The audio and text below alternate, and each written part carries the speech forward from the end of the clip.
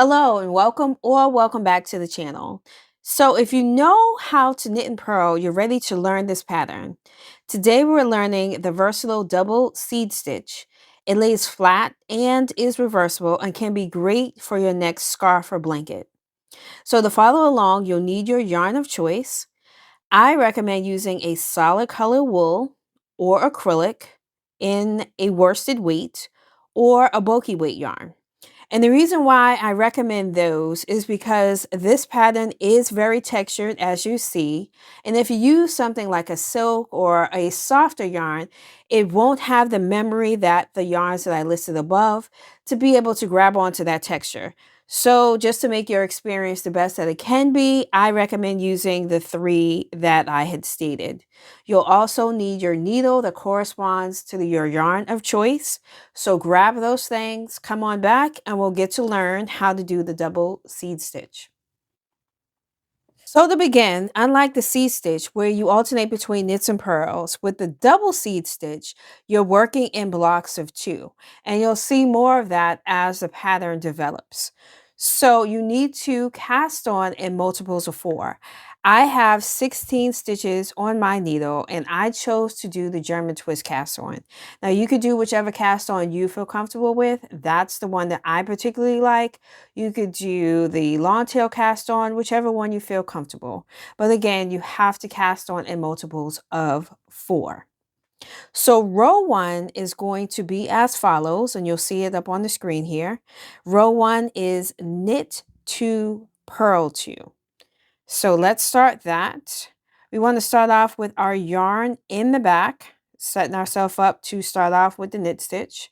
So you're going to go in and knit two. So that's one. And then we have two. Then you're going to bring your yarn to the front.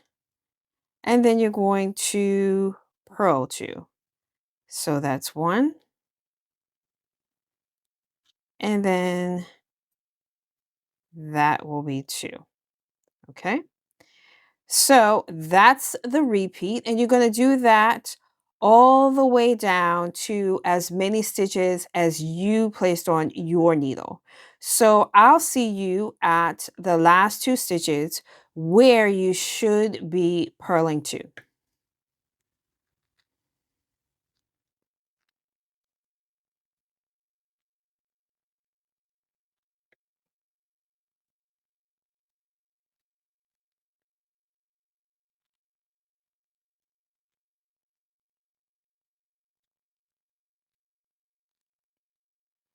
Okay, so I'm at my last two stitches. My yarn is in the front, set up to do purl two.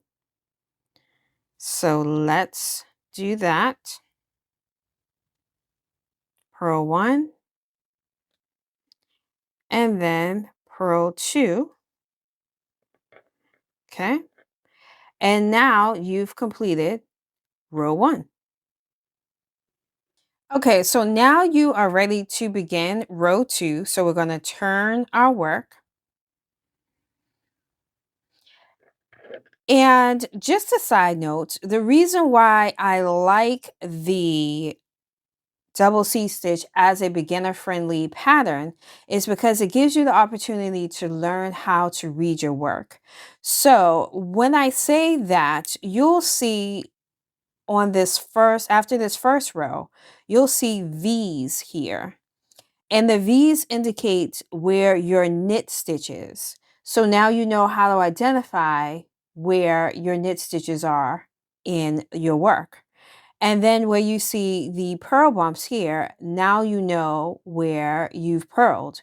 So that gives you an indication if you get lost in a pattern and you just don't know where you are, at least you're able to identify the stitches. So that gives you some type of idea how to get yourself back on course. So as for row two, the great thing about this is it's just a repeat of row one.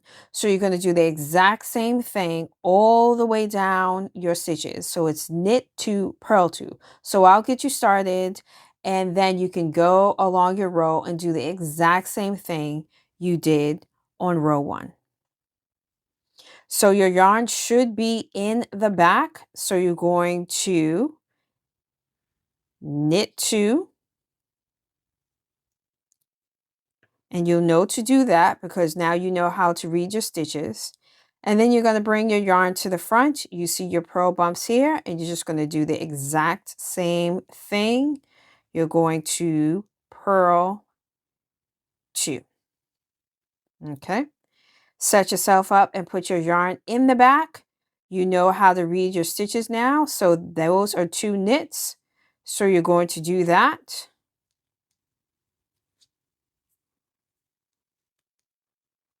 And then set yourself up with yarn in the front. You see your 2 bumps here, so you're going to purl 2. And you just follow that sequence all the way down to how many stitches you have. And I will see you for the beginning of row 3. Okay, so we're ready for row 3. So this is where we're going to have a change in our pattern. So let's turn our work here. All right, and row 3 is going to be the exact opposite of rows 1 and 2. So row 3 is purl 2, knit 2. So again,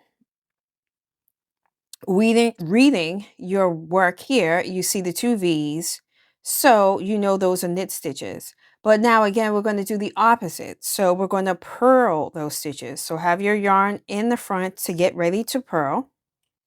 And this is what is now going to create the texture in the pattern. So we're going to purl the first 2. So purl that one and purl the next one.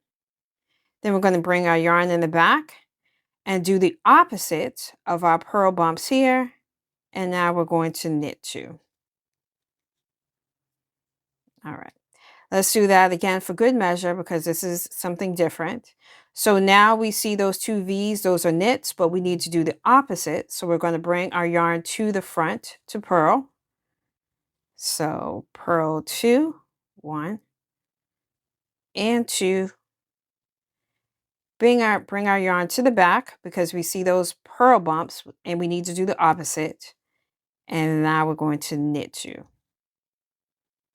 Okay, so follow that sequence all the way to the end of your stitches and I'll see you at the beginning of row 4. Okay, so let's bring this pattern home. This is going to be our last row. So let's turn our work here. So you should be on row number 4. So just like how row 1 and 2 repeated itself, 3 and 4 is going to repeat itself. So row 4 is going to be purl 2, knit 2. Okay. So now you can read your work. You see your purls here. So all you're going to do is copy that. Your yarn should be in the front, set up to do your purls. So you're going to purl this first one and then purl your second one.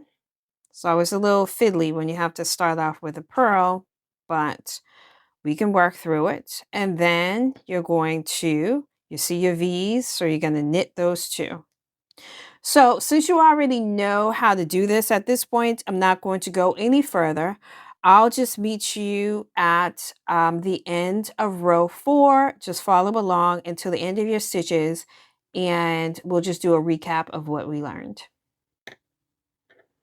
Okay, so you have completed the pattern. So I just wanted to bring this swatch up. So because I've done obviously a lot more knitting on this one, just so you could see what you should look like after you do a couple other repeats of row 1 through 4.